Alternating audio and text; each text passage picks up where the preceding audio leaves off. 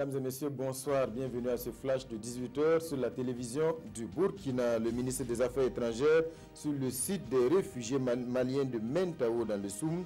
C'est un camp ouvert en 2012 et qui accueille aujourd'hui plus de 6000 réfugiés. Alpha Bari est allé s'enquérir des conditions de vie sur le site. L'occasion également de parler lutte contre l'insécurité.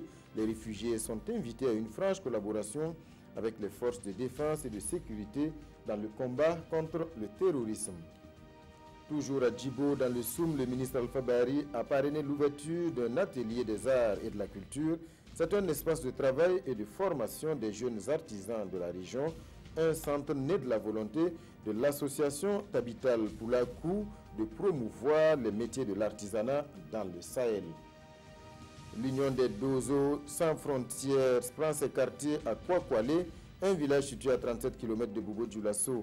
Une nouvelle union des chasseurs traditionnels qui se veut écolo. Hier, elle a organisé une séance de reboisement dans son bosquet. Et les ambitions sont grandes. Ériger un musée culturel dédié à la promotion de la médecine traditionnelle dans ce village. Coût du projet, plus de 245 millions de francs CFA. En République démocratique du Congo, les partisans de Jean-Pierre Bemba se mobilisent au lendemain de l'invalidation de sa candidature aux élections. Pour l'heure, son parti, le Mouvement de libération du Congo, explore les recours prévus par la Constitution, mais n'exclut pas d'autres options. De nombreux observateurs s'inquiètent des risques de troubles dans le pays, même si les rues de Kinshasa restent calmes pour le moment. Emerson Mnangagwa, officiellement investi président du Zimbabwe. Il a prêté serment aujourd'hui à Harare devant des milliers de partisans et plusieurs chefs d'État du continent.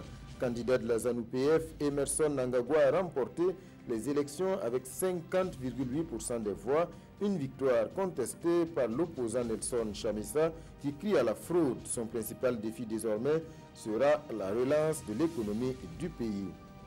Voilà, mesdames et messieurs, c'est la fin de ce flash de 18h. Je vous retrouve tout à l'heure à 20h pour la grande édition.